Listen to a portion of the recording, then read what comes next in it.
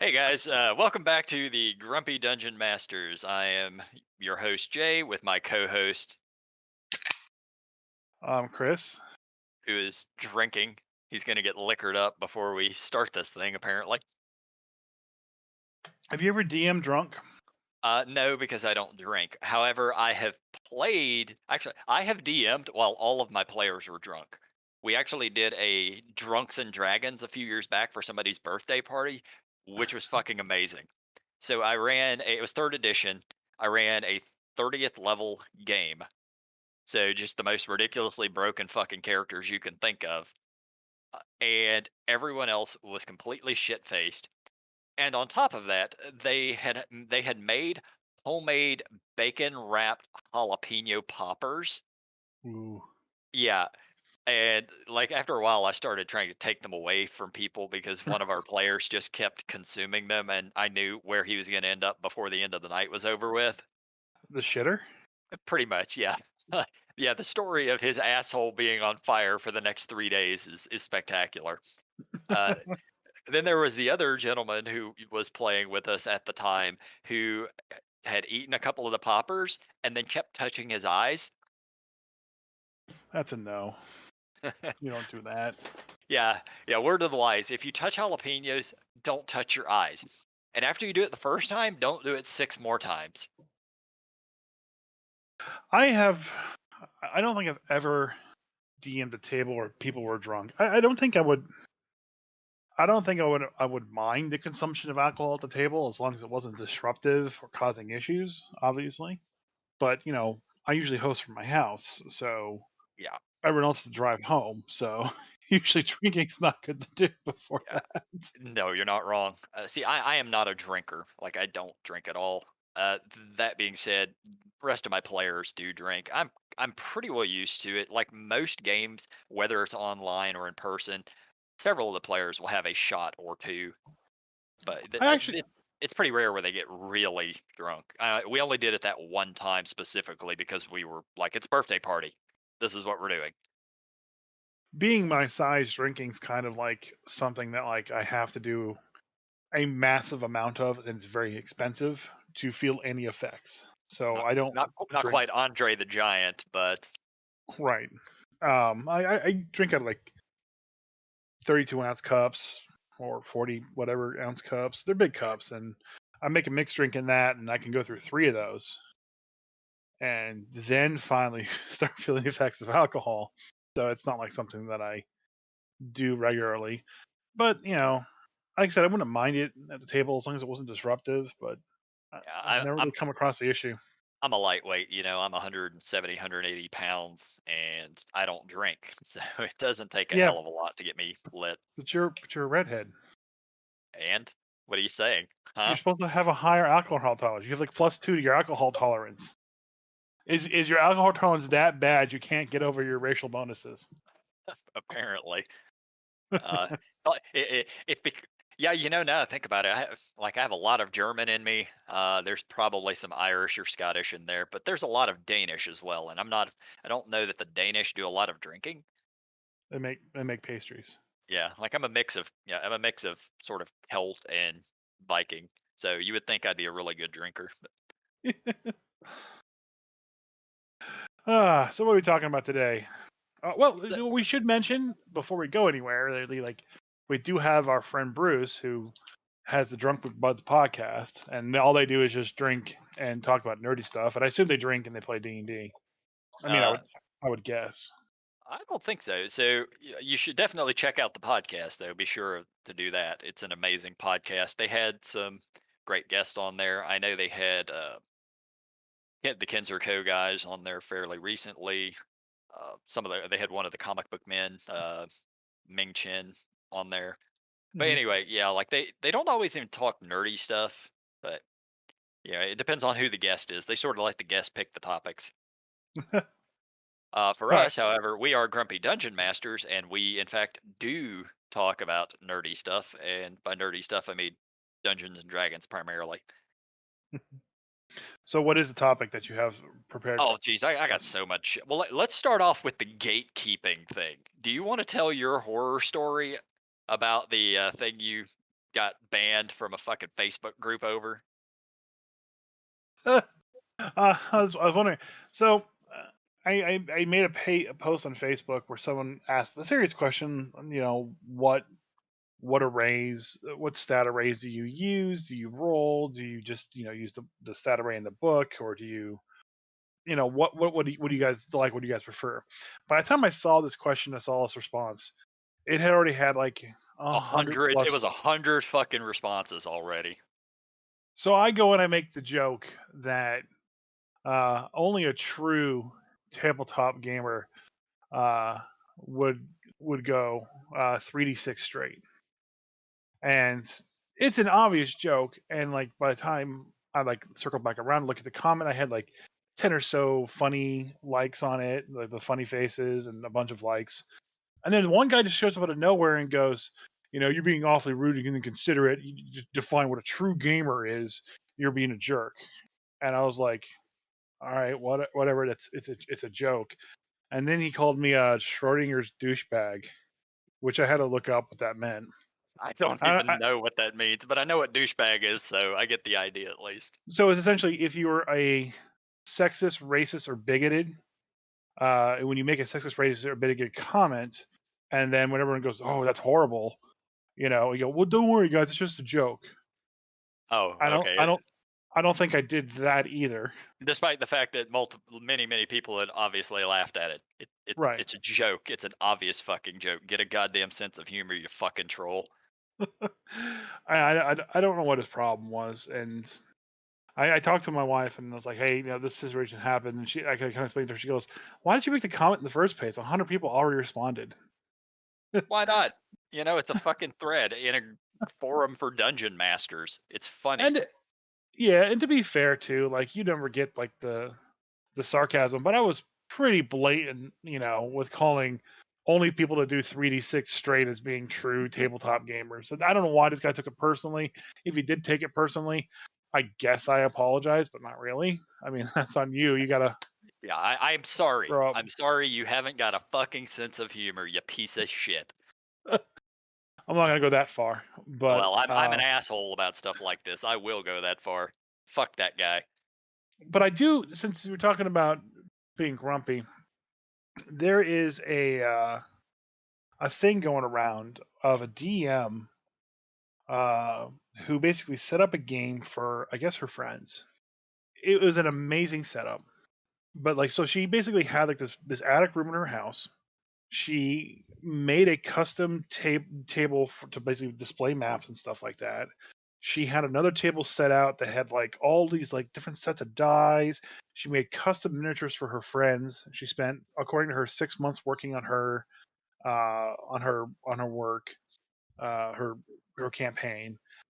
She installed custom lighting and speakers and got custom sounds just for her campaign settings.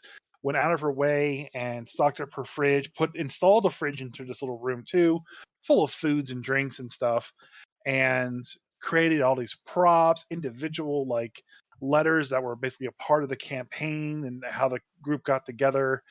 And it's on TikTok. Her, I guess, TikTok tag is KCat with spelled with a K, so KKAT 145. And it's all over Reddit right now and D&D memes and whatnot. But it's this amazing looking place, tons of effort that went through, and then all of her players decided to cancel 2 hours before the game starts. Oh my god, really? I'm going to see if I can't get her on the podcast, if I can. Sure. Um, I wouldn't mind talking to her. but like that that's the kind of I'm not gonna say it's douchebaggery, but that's really It's really disrespectful. bad to do. Yeah. So like when my players cancel, I usually get told the previous game, whether or not someone's gonna be here or not, Mhm. and they usually remind me.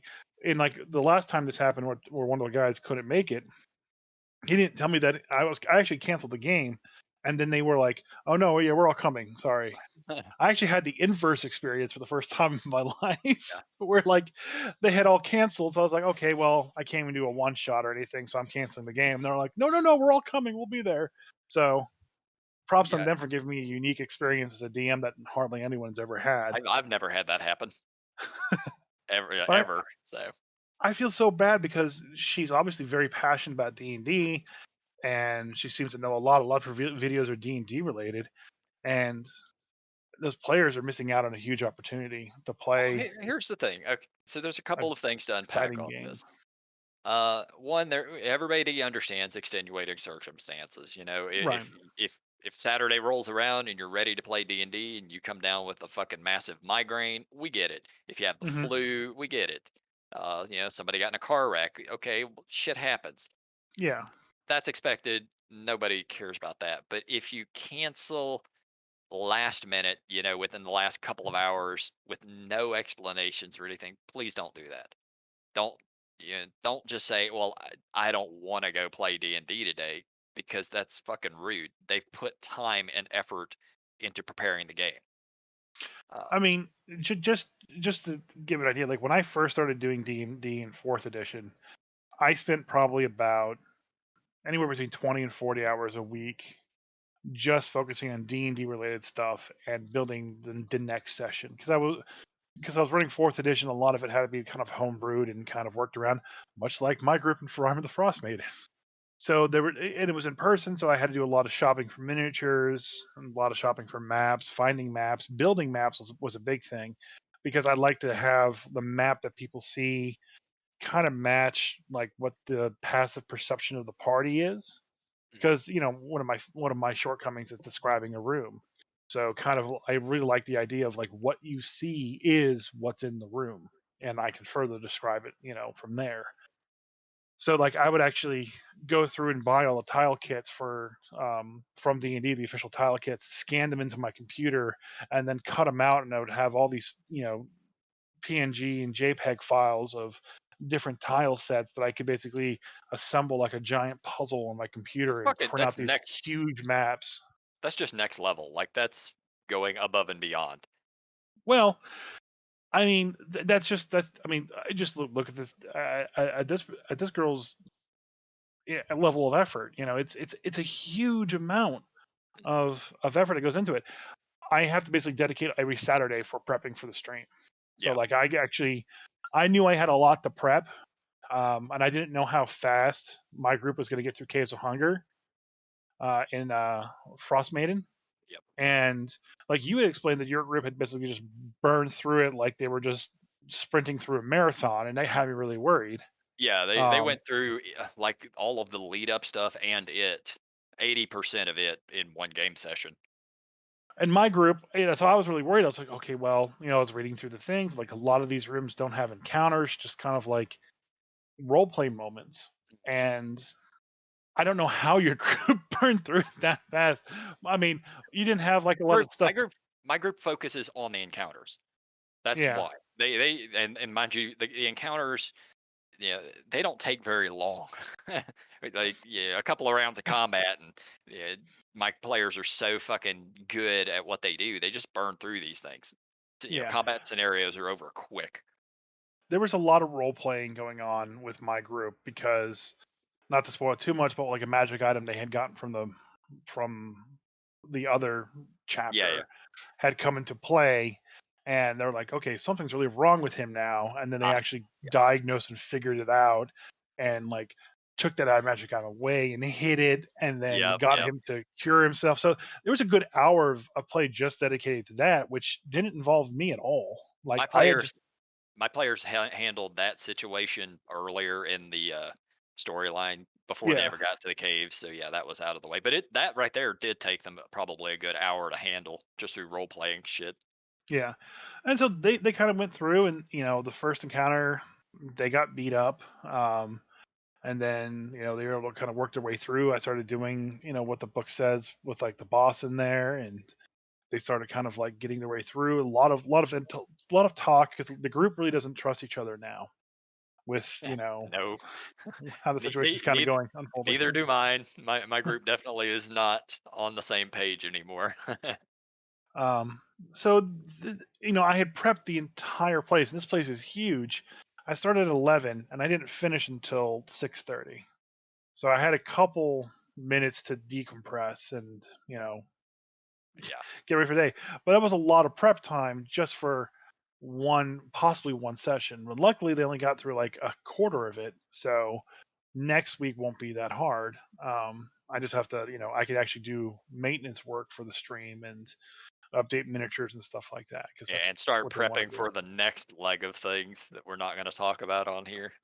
Yeah, and that's kind of like I always try to like keep an eye out for things that I know are upcoming, and I know there's already a couple of things. I don't know how to handle it. I don't think there's many map makers that I've gotten to that stage of the game yet, and they're not making maps. No one made maps for caves, so. Yeah.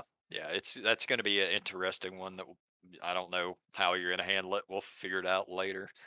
But I just kind of stress if you're a player and you don't understand the amount of work that DM has to put into it, there's a lot. Um, if it's something that's even straight out of the book that you're running in an adventures league, there's still like they need to read it, they need to read up on it.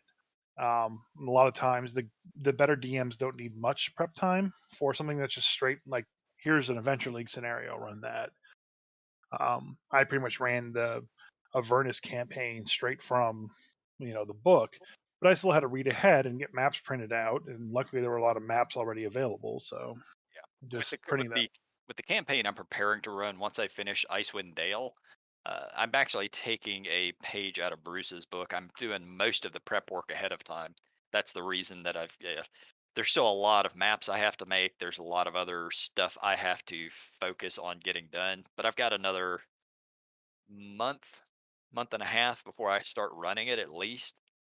And I'm doing a lot of the just legwork up front, make it simple. Once the campaign starts up, then I'll have whatever basic week to week stuff that I'll need to do. If I'm running a certain adventure, I might have to write up some maps, get the basic scenarios. But the campaign story, the cities will already be ready to go. All of that information will be done and easy to handle at that point. Yeah, if your DM is making custom maps for your thing, then that takes an insane amount of time. They got to find a builder they like, become familiar with the builder, and then That's if you're doing it build a online. map. Yeah. Yeah, well, even in person, like you can still, I would still make the maps I wanted and print them out. Well, yeah, but you once again, you're going a step beyond most DMs.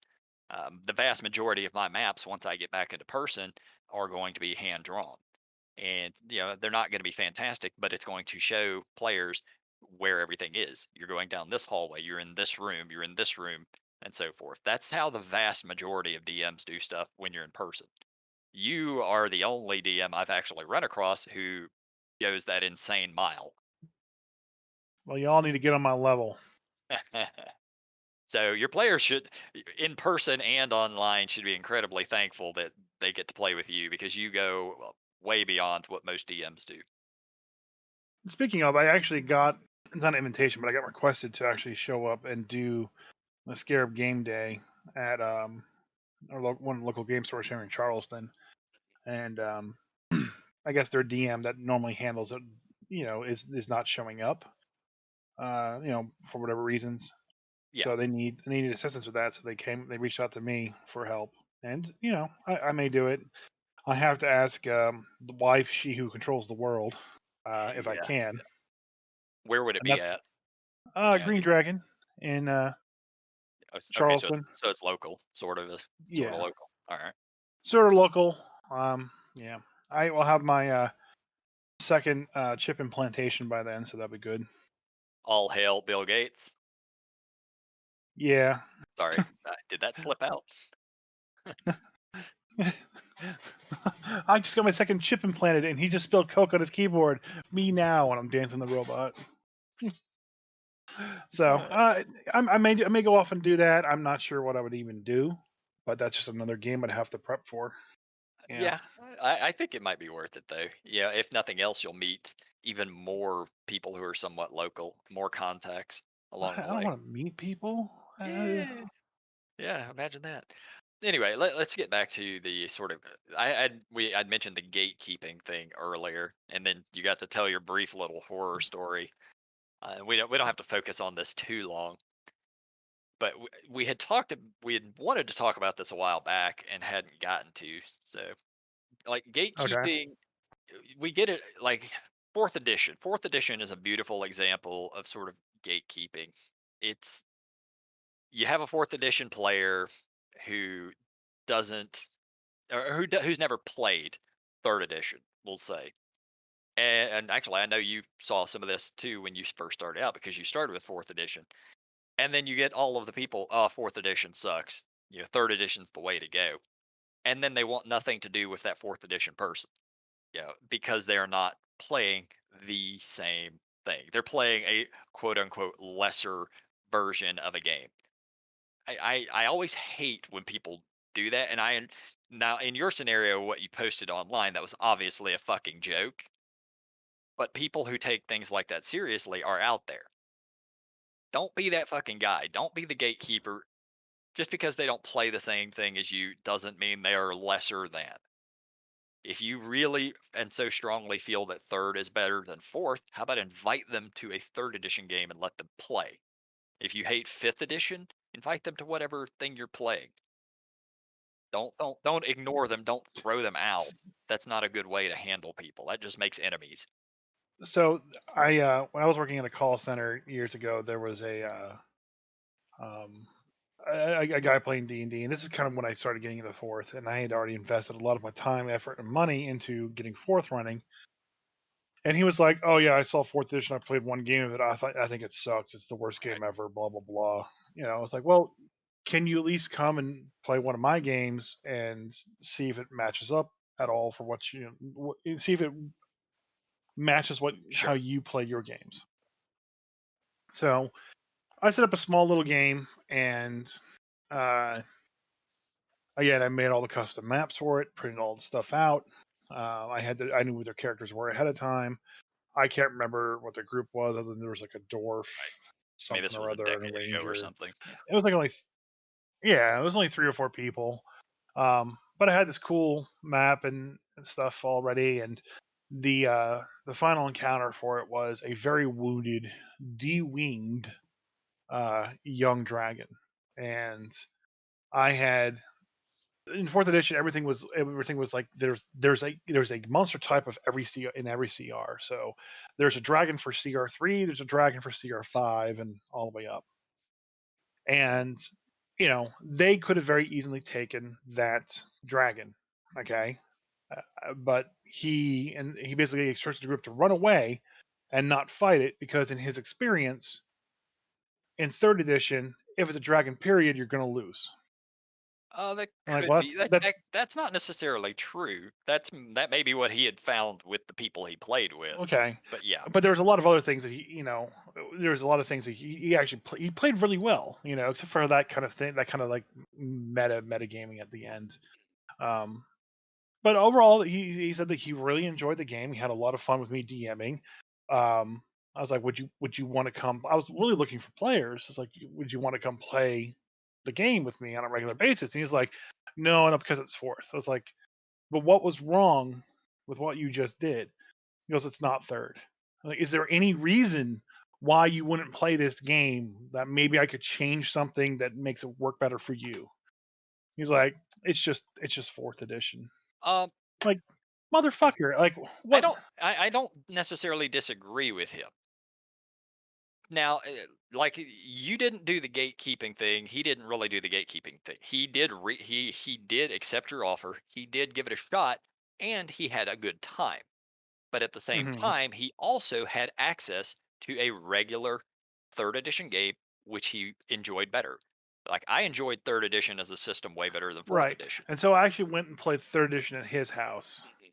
and I remember just like I wanted just to like be a rogue and stab people in the back. Yeah, Okay. yeah. You've told this And story on here before of how you played a rogue in third and fucking hated every well, minute I of it. play rogue in lots of things, and I hate every minute of it. I I don't know mean, why I keep we playing have a rogue. whole episode, devoted to Um, why rogues suck. So yeah, but all I want to do was kind of like, you know, give the barbarian in front of me like a shove into the room, not like a shove, but just like a push on the shoulder, kind of like you go first, kind of thing. yeah.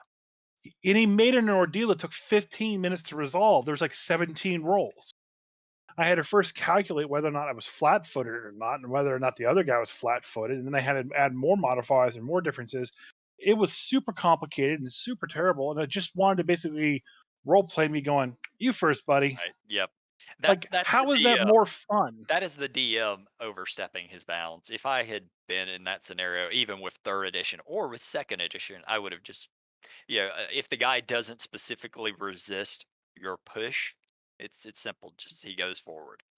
Another thing You that know. happened in that guy's game is when I was playing the rogue, and this was I remember I talked about the crit thing that happened there Yeah.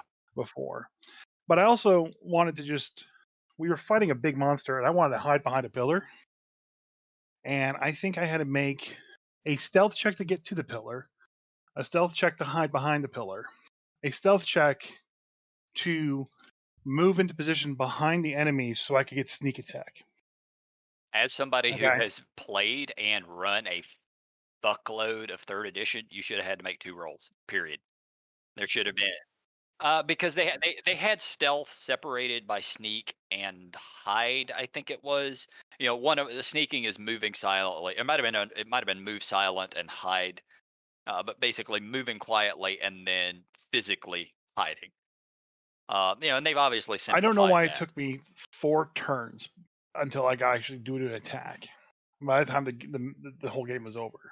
Yeah, that And sounds there's like you no just it was worth. a bad DM.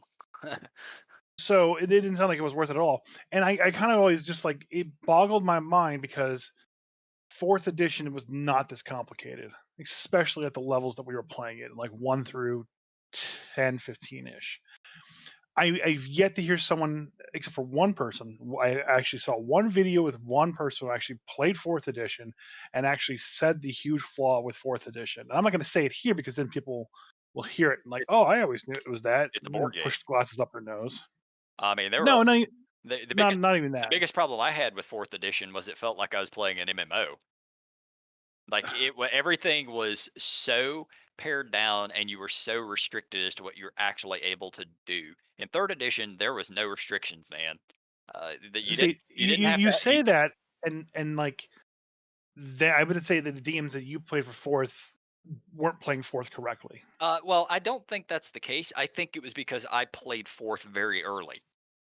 So when I played fourth edition, there was 4 or 5 books in print total. So it was very Yeah, early, and I'm sure they expanded upon that. I have no doubt they expanded upon that. Third edition didn't have to expand on that. When third edition dropped, it was honestly the longer third edition went, the more bogged down and the worse it got. When it first came out, it was pretty fucking trim, pretty fucking good. all I'm saying is that if you played fourth edition, you got to the power cards part of your character sheet Fucking and went, hated that. "This fucking sucks. This is an MMO," and you stop there, you missed most of the game because everything after that is pretty much fifth edition. But So why power cards? Why? they just wanted to try something different. I agree that it was a dumb idea. I mean, you could put them in charge. You could do 1,000 other things. They just tried to hit a different audience. Yeah, But if they that's where you missed the stop mark. with Yeah. fourth edition is power cards, and you just went, these are stupid. The green cards are your fucking cantrips. The yellow cards are your spell slots. Let's move on from this. It was just Why cards? Why? It's not a who fucking card. It's not cares? everybody. That's why they didn't play fourth edition. But I mean, and honestly, like I said, if you take out the power card aspect of the character sheets, it's fourth edition, fifth edition match almost Yes. exactly. Yeah, but the power Just like cards just were like the big problem. just like that one person. Actually, it's an aesthetic problem, but it's not the problem with fourth edition. Yeah, that's fair. It is an aesthetic problem. It was enough of an aesthetic problem that people did not leave third to go play Right. fourth. There's actually in a new, I think, Strixhaven set that is coming out. There's a card that has a drawing of Nico Bolas in there, I know all about and this story. Yeah. yeah, and it's actually stolen from some other kid's fan art of Nico Bolas because it's not even like the canon hands and stuff. Yep. The artist just stole the work, and I feel a little bad because I was looking at the artist's like full profile of stuff that he's done in Magic, and I like a lot of his work, and I just kind of look at it as like, Did you just go Did full ADD on me, however? Because that was the craziest transition I think you have ever had on here. Like, you it, went straight from talking about 3rd and 4th comparisons right into fucking Magic: The Gathering out of nowhere. and I'm about to go into 40K. So my best story about gatekeeping, and to actually stay on your topic, and I don't know if I talked about this in the stream yet. If I'm repeating myself, I apologize. But it's when I wanted to play Death Watch.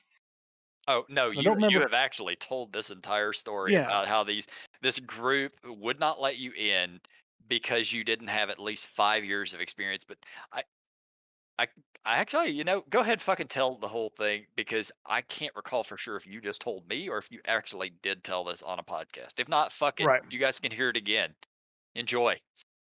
So there was a really big comic store in Virginia. There's a couple, but this is like in its own like rundown strip mall. It's the only like business left in that strip mall, and they've kind of taken over a couple different uh, of the a couple different business spots on that strip mall. And they have a second floor. The second floor is all for like Warhammer gaming and smelly rooms of dusty, moldy to play D&D, and Yep. the really core D&D smells, the I know the role playing kind. smell, the Oh god, sweaty I know those nerds, kinds. Yep. All the and fucking neck beards hanging out who haven't shaved in a month or bathed in 3 days, eating Cheetos right, and fucking sodas. and they had a sign up where they were looking for more members to play. And I believe it was Death Watch, right? Uh, Um, that's the one you've told me, so we're gonna go with that. uh, and let me just double check. I just want to have that. Yeah, it is Death Watch. It is a role playing game Death Watch. So it's not 40K with the miniatures and fighting. This is like you are an elite team of Death Watch members, and you're going in and blowing up like terrible things all throughout space. And you can have any chapter of any Marine in the Death Watch. For whatever reason you're there.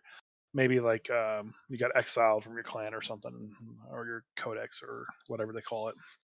And I'm not the biggest 40K person. Um, I like the lore a lot. There's a lot to kind of grasp. It's a very hard barrier to get into. Yeah. But I was really interested in playing Death Watch. I thought it'd be really a really cool intro for me into the system. And they had the sign up on the wall saying they were looking for another member to play Death Watch and to inquire within. And I had inquired in a couple times, like, "Hey, what day do they play?" "Oh, they play on Tuesdays." "Oh, that sucks. Not really a good day for me." A couple months later, kind of inquire again. They're still looking. Yeah, you know. I think like a year goes by. They're still looking for people, and I'm like, you know what? I'll give this a shot. I'll clear up my Tuesday schedule, whatever it was, and I'll come play. And so when I talked to the guy, like legitimately, he's like, "Okay, have you ever played Death Watch before?" I was like, "No, I haven't." And he's like, what do you know about 40K?" "Not much. I know these things. Mhm. I get the idea and the tone of it. I'm not that in depth in the lore." And I'm like, "We're really looking for someone with at least 5 years experience playing Death Watch as a role playing game."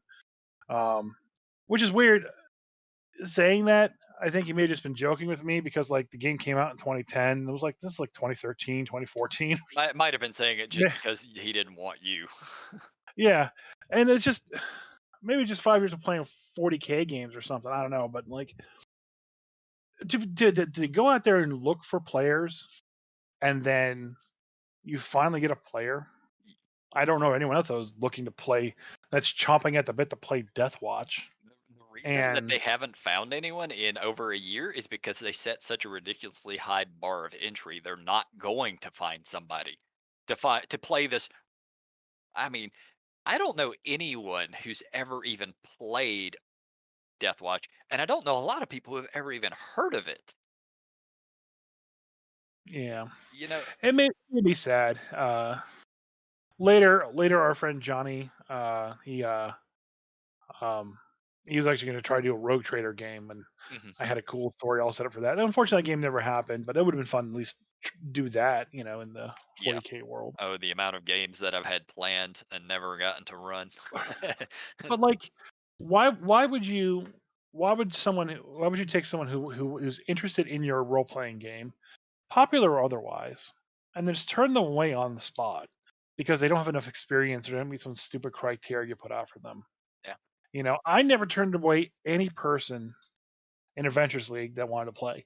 I was lucky in that I had a couple players at the tables who would help me out considerably as the DM because I know that I can't teach this player how to play the game and run the game for 9 players, Yeah. you know? The only time I've There's ever turned people away from a D&D game is if there's just too many players already. I with Adventures League, I couldn't do that because they're here just for that. Yeah, yeah. So luckily, the players, the more veteran players kinda knew, and, they did their best to kind of keep things going. And I think a lot of them, one of them was like never wanted to DM, but he was a good player. The other one's DM'd it quite a bit, so he helped out a lot. Um, and it's just like you don't turn things away. You don't stop someone from going into something just because you don't think that they would like it. It's Yep. let them go in there and experience it. So to sort of change the topic. Oh, by the way, I wanted to add another thing that we do on the podcast that we're going to do every week going forward. And I haven't quite thought of a name for the extra thing that we're going to do, but I think it's going to be named something along the lines of "Teach Chris Waples Magic in D&D." Since you always say you don't know how to do magic in D&D. Okay, so when I was playing in the stream, one of my players goes, "Hey Chris, I heard on the stream that you suck at remembering concentration. Did you do concentration that spell?" I was like, "Yes, I did. Shut up." I loved it. It was great. That's great. But what I think we'll do, what I'm going to do, and we'll do it tonight as well. But I'm going to basically just every week I'm going to read off a spell, and you can look it up on your D&D Beyond, and then we'll talk about that spell briefly. I don't wanna. I don't wanna, but that's what we're gonna do later here in just a little bit. Is it a Before fighter maneuver? so anyway, the I don't give a shit. I had this interesting idea. So, what is one of the very few things that say we'll use Fireball as the example, but what's one of the few things that Fireball gets that a lot of other spells don't get? If you can just think off the top What of does your head. fireball get that other spells don't Yeah, I get? won't say no other spells get it. How about what is dexterity saving throw spells get that other spells don't get? Rogues being able to go no damage. You're close. Partial saves. So I Okay. came up with this idea, and mind you, for me to implement this is a lot of fucking work because I'd have to go and look at all the spells and figure out which ones to do this to. But I like the idea of lesser saves. So if I cast slow, and you're familiar with this because you ran into this recently with your players, slow is an all or nothing. And if it does nothing, it's a wasted turn for a wizard. It fucking sucks.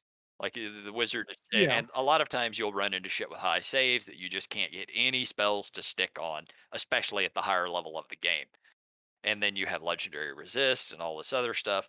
So I was thinking, what if spells that were all or nothing had sort of a lesser effect, even if saved against? So just as an example, slow. Uh, Let me look it up to read off the exact effects because it has multiple effects, so that's kind of a good one to work off of. Slow. So if it takes full effect, the target's speed is halved, it gets -2 to its AC and dexterity saving throws, and it can't use reactions.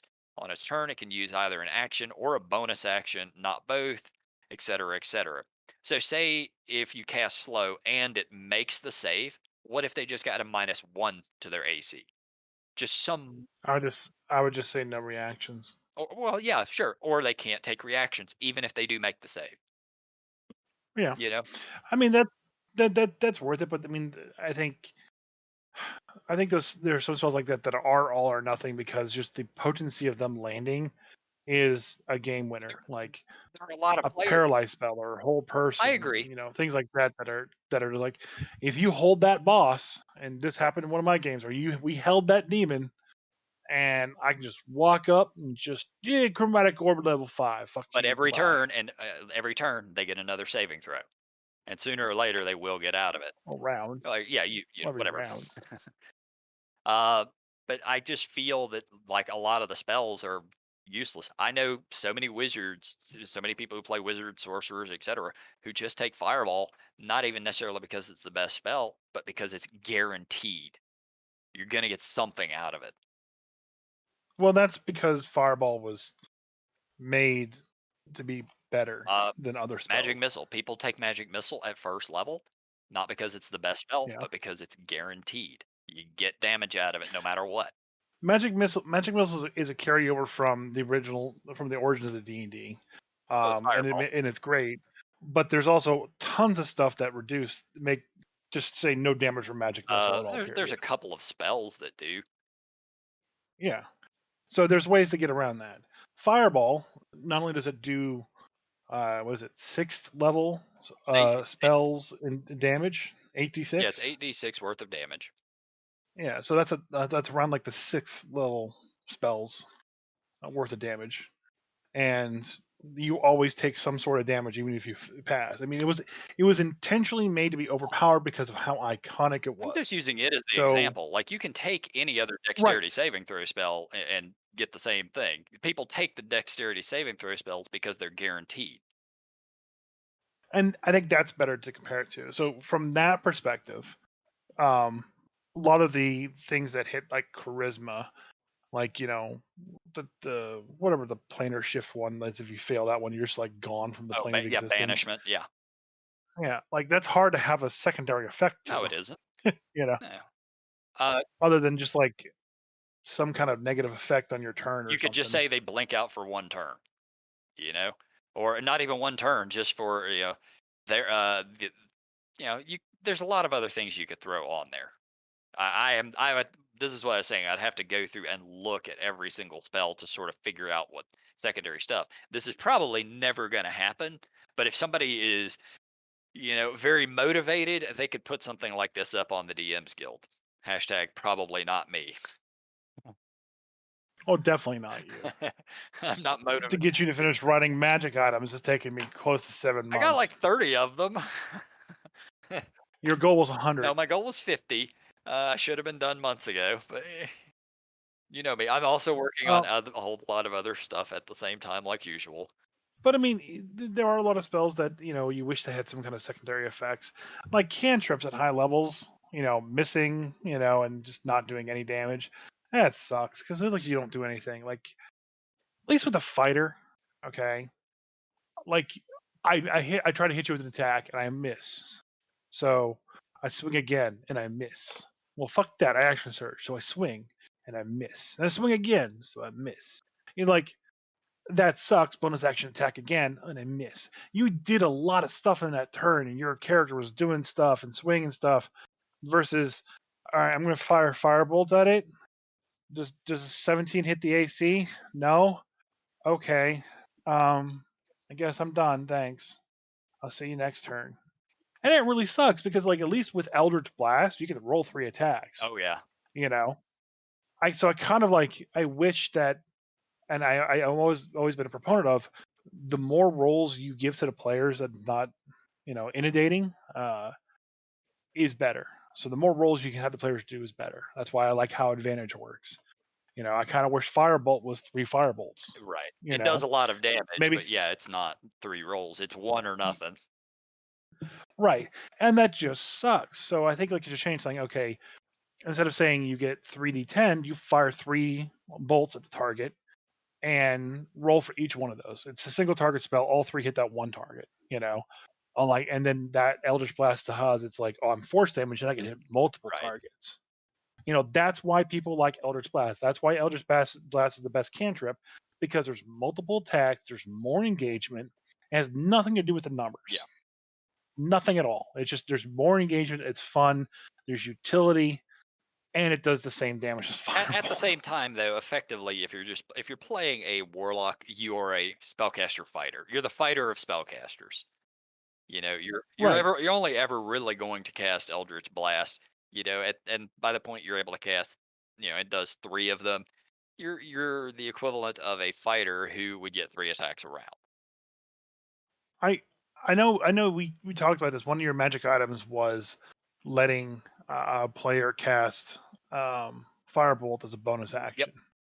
And I remember our discussion was like all the other items you created for each school of magic had a first level spell that they could use, and that discussion kind of went off like this should also be followed that logic. But the idea of casting a fireball as a bonus Firebolt, action, firebolt.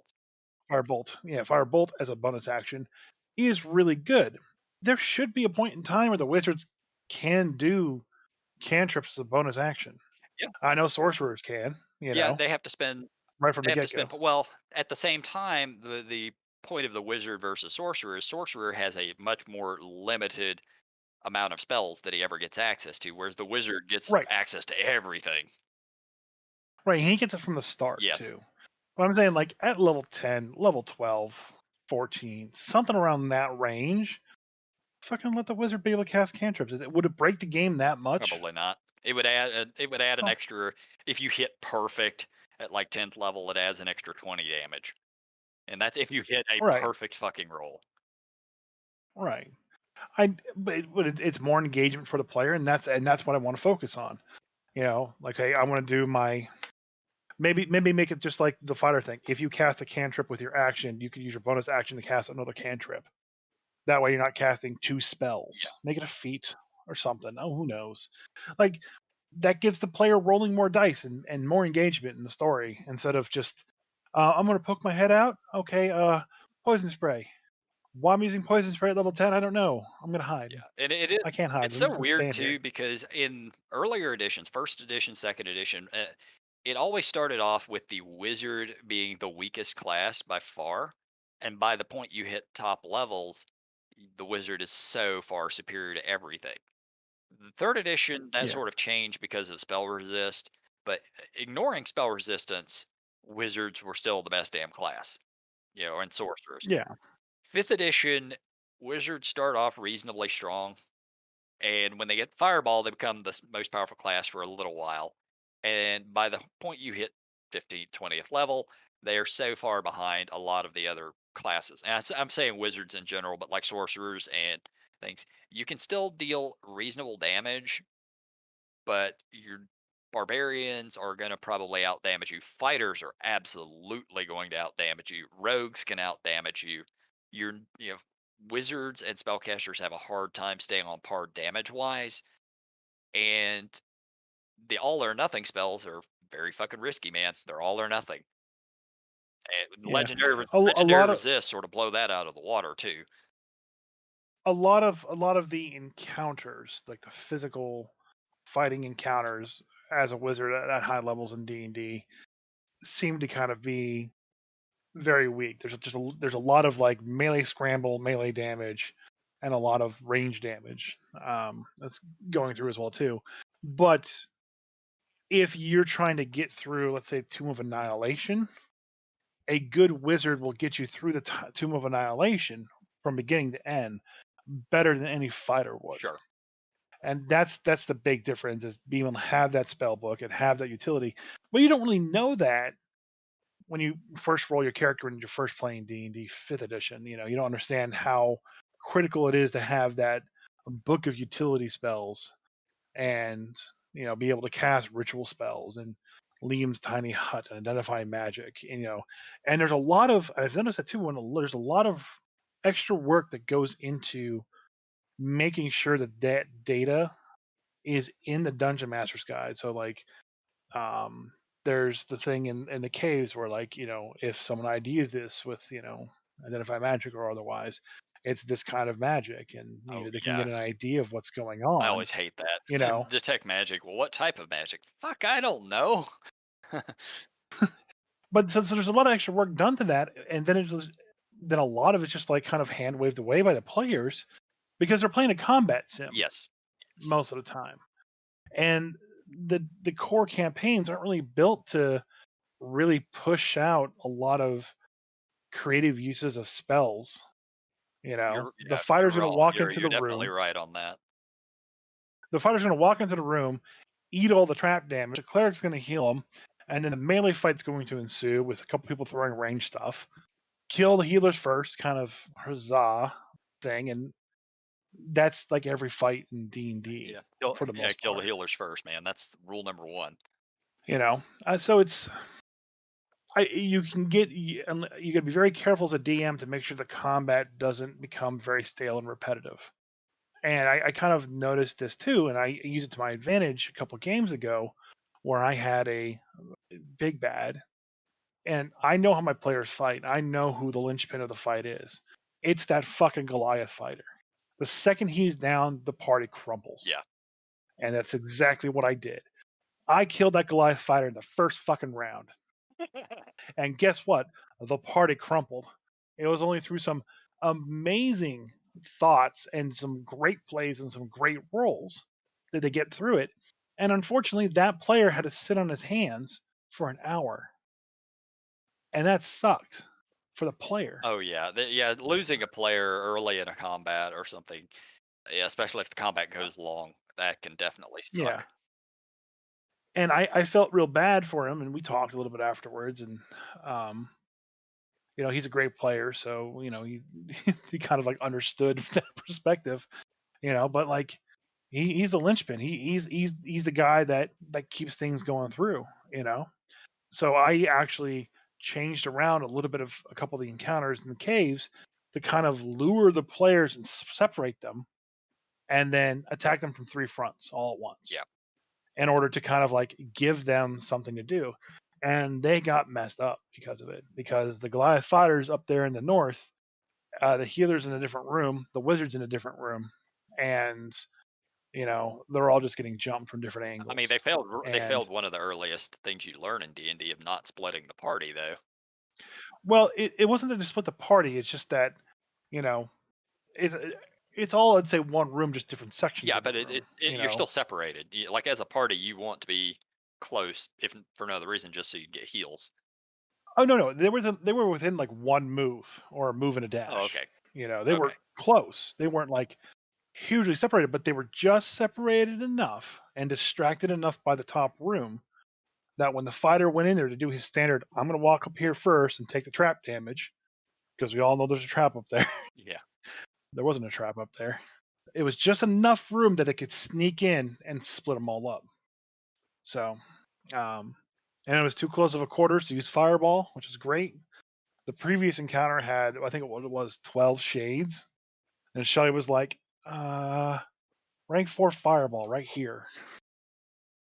Okay, I'm not even going to start this encounter. The fireball wins. Yeah. Hooray! So actually, she actually did the damage. She actually did enough damage with fireball, assuming all the shades saved, and then take half the damage of that. They still all died. And she's a wizard. Yeah. Yeah. Is she evoker spec? Because that just makes it better. No, she's a necromancer. Okay. I mean, fireball is still fireball. It's still pretty good. Yeah. At the end of the day, fireball is still fireball. So it was interesting to see how, like, to keep. I could have just done the straight from the book and like, okay, this is this room, and then this is this room, and this is the initiative, and then the fighter is first, so they all charge the fighter because he's there. I had to really try to counterplay them, and I still try to do the hit and run tactics as suggested by the book for the big bat that's in the caves. They were able to chase him down and Didn't just be work able to so get well, him. huh? Yeah. Uh, he We could got talk about it off air because I know that's other people will still yeah. be coming across that. I was able to do one good round, Yeah. but I had to be very creative with that as well too, because if I would have done it the way the book suggests, it would have just been him like poofing out in the center of the room, going, "What's up?" Yep. and then just like bam, bam, bam, bam, bam. Yep. So I took that lesson from you, and it's like, okay, I'm not gonna do it that way. How would this guy sneakily get separate one person from another? Yeah, and even And then it's that worked even out. then it's not as easy as the book sort of makes it out to be. Yeah. But anyway, So that was a lot of fun doing that, and just you gotta understand that as the wizard, your job is to basically solve all the trap puzzles and the puzzle of the dungeon yeah, itself. you You have may access to all of these spells that are not all combat spells. They can be used for other things. right. If your party's falling death, you better have All Featherfall ready to fucking go. have Featherfall in memory for the love of God. Otherwise, it's useless. Right. Like there's so many spells that like why would I ever have that when I could have fireball and other fireballs? Yep. Like featherfall. You need featherfall. You need I guess you don't need identify magic prep because it's a ritual, Yeah. but you We know, we finished up the Maw campaign. I was playing an evoker fire specialist wizard, and I always had Featherfall in memory, and it did actually save our lives at least once because we got into a fight with monsters that picked us up and carried us way into the sky and tried to drop us. yeah. So that's really where you need to understand that they go. You're never going to catch up to a fighter that does 8 attacks around or a barbarian that does the Even same. sorcerers You won't. know, Yeah, like they're just not going yeah. to. All right, let's move on to our last little topic. This is the section that I think we're going to title it Teaching Chris Waples Magic and Other DMs Who Can't Spell Good. And by spell, I mean cast spells good. I feel a little called out here, but sure, go ahead. As we've sat here and just talked about spells for the last 20 fucking minutes. What spell do you want to do? Yep. I would like to talk about Transmute Rock. So if you want to do your little thing, that way you can read along with me. You're not going to do something cool like incite greed or control No, water. that's Insight Greed is next week's. That is an interesting spell, by the way. You didn't even know it existed until I brought it That's up. right. I'm the one that can't spell Well, good. that's because it's not in any of the actual books that people care about. All right, go So, ahead. Transmute Rock, 5th level transmutation. This is a wizard spell. There's probably some others who can cast this shit. One action, 120 feet of range, and its duration is until dispelled. You choose an area of stone or mud that you can see that fits within a 40-foot cube and is within range, and choose one of the following effects. You can transmute rock to mud. Non magical rock of any sort in the area becomes an equal volume of thick, flowing mud that remains for the spell's duration. The ground in the spell's area becomes muddy enough that creatures can sink into it. Each foot that a creature moves through the mud costs 4 feet of movement, and any creature on the ground, What? yeah, and any creature on the ground when you cast the spell must make a strength saving throw. A creature must also make the saving throw when it moves into the area for the first time, on a turn, or ends its turn there. On a failed save, a creature sinks into the mud and is restrained, though it can use an action to end the restrained condition on itself by pulling itself free of the mud. If you cast the spell on a ceiling, the mud falls. Any creature under the mud when it falls must make a dex saving throw or take 48 bludgeoning damage on a failed save or half as much on a successful one. Uh, then the second part of it is you could do it as transmute mud to rock. Non magical mud or quicksand in the area no more than 10 feet deep transforms into soft stone for the spell's duration. Any creature in the mud when it transforms makes dex saving throw. On a successful save, a creature is shunted safely to the surface. On a failed save, it becomes restrained by the rock. A restrained creature or another creature within reach can use an action to try to break the rock by succeeding on a DC 20 strength check or by dealing damage to it. Rock has AC 15 and 25 hit points, blah, blah, blah. So transmute mud to rock, whatever, but transmute rock to mud. When I read this the other day, I was like, wow, that seems pretty damn potent. First off, is for each foot that you move, it costs 4 feet of movement. So Oh, if you okay. have a movement of 30, basically you can move one space, one square. Am I? That's a very weird way of saying that. That makes Yeah. sense then. Okay. So each foot a creature moves costs 4 feet of movement. Yep. And Huh. they also have to make the strength save or they're restrained. So just each space Yes. costs 20 feet of movement. Basically, yes. And being that how they do movement in 5e, it's effectively you can move one square. This is it's a Right. 40-foot cube, man. Like that's a large area. So if you cast this, they're just pretty well fucked unless they can fly. They can't move. Now, mind you, it doesn't mean that you can attack them unless you have ranged attacks. And then the restraint, like they might not be able to move at all. What I don't understand is why they don't sink deeper into the mud. I mean, look, realistically, that's what should happen. Realistically, if you cast rock to mud and then mud to rock, it should just kill them. But that's not how the spells are worded. Well, I mean, you cast rock to mud. I'm thinking of like the swamps I used to walk through when I was a kid, where it's ankle deep or You like swamp dweller. knee deep. They got they got So swamps up I, in I can. they got swamps up in New York. It's where you hide the bodies. You a bog witch? Is that So what this is? is there a bog warlock? Maybe a bog troll. There you go. Little bog troll. The bog troll clan. Um, but yeah, so that's interesting. So I get the rock to mud. So if you're in a dungeon, essentially, is a dungeon floor considered rock? Yeah, that's for DMs to decide. Obviously, I think if you're in a cave, 100%, I wouldn't say 100%, but like I would probably allow that in a cave. If you're outside, oh yeah, yeah, that's probably gonna work. So you're in a dungeon. Let's say it's 3 stories tall. Okay, Yep. it's a 40-foot cube.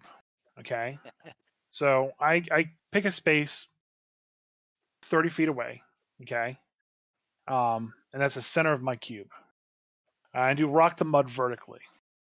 So assuming like 10 foot, Yeah. So tall you've just things, opened up all 3 stories. right? And then everything that's in those then falls and is either in like if there's anything on the first level, it's covered in mud. Second level's covered in mud, and then the third level probably not covered in mud, maybe But then there's just a fourth level or things above if you're on the ground and whatever. There's more mud. So then your next turn, you just transmute mud to rock. Okay, they're still in there. Anyone who's buried in the mud, I don't even know how you can move unless you do the 20 strength check to move first. And then you're not getting out. You're just in the middle of a rock. Yeah. You're just going to die with asphyxiation first. Well, it doesn't. I mean, I do like to use spells. I go off the exact wording of spells. Whether, yeah, I understand what intention should have been, but I go off of exact wording. In this case, transmute rock to mud cannot kill them unless they die from the 48 bludgeoning on the failed save.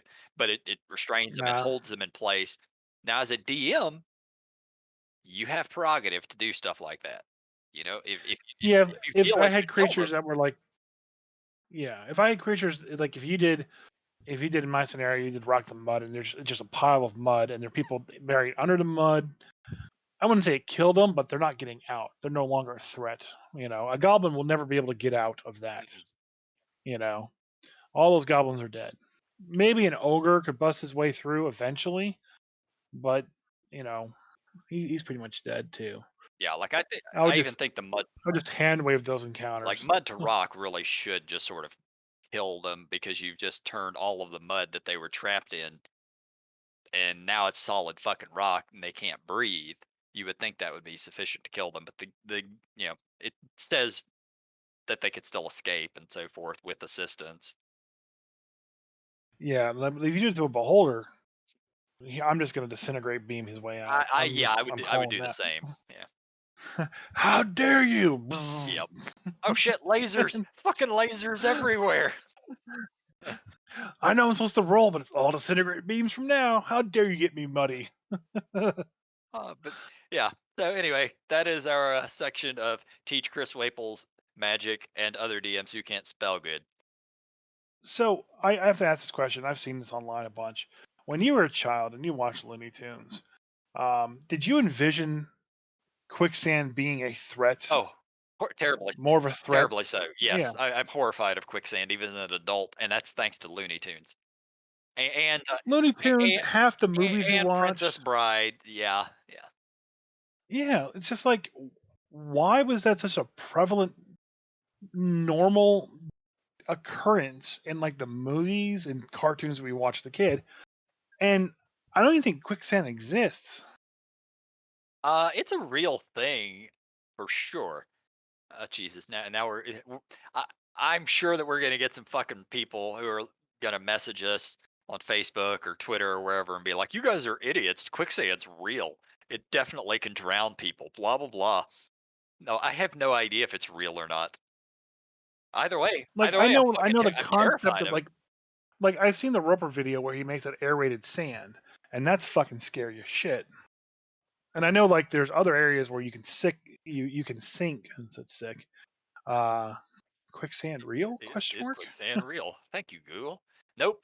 Nope, quicksand, that is sand that behaves as a liquid because it is saturated with water, can be a mucky nuisance, but it's basically impossible to die in the way that it's depicted in movies. Because quicksand is denser than the human body. Huh. I think that's incorrect. They say it's impossible to die. That's definitely not true. If you stick your head under it and hold it there, you'll die. So And yeah, yeah, so we're the grumpy dungeon masters, and this is our science moment. Do do do. All right, I think that's we enough. need we need to get we need to get a soundboard and have cool Yeah, sounds. that would have been perfect. We need like a what was the one? Now you know. That's what we need, a soundboard for, and now you know. Maybe I'll throw that on I here. bet no, we need Duke going, and knowing is half the battle or some Yeah, shit. yeah, exactly. That would have been perfect right there. Ooh, better yet, let's get the quote from Snake Eyes and have him say it. Hey guys, thanks for listening to the podcast. Check us out on Facebook at There's no at in Facebook. It's just facebook.com/Grumpy Dungeon Masters. and on Twitter That'd be at Grumpy_DMs, and on Instagram. at Grumpy Dungeon Masters, And also be sure to follow us on Twitch. twitch.tv/Grumpy Dungeon Masters, where we play Rime of the Frostmaiden every Saturday at 8 p.m. Eastern Standard Time. Fuck yeah.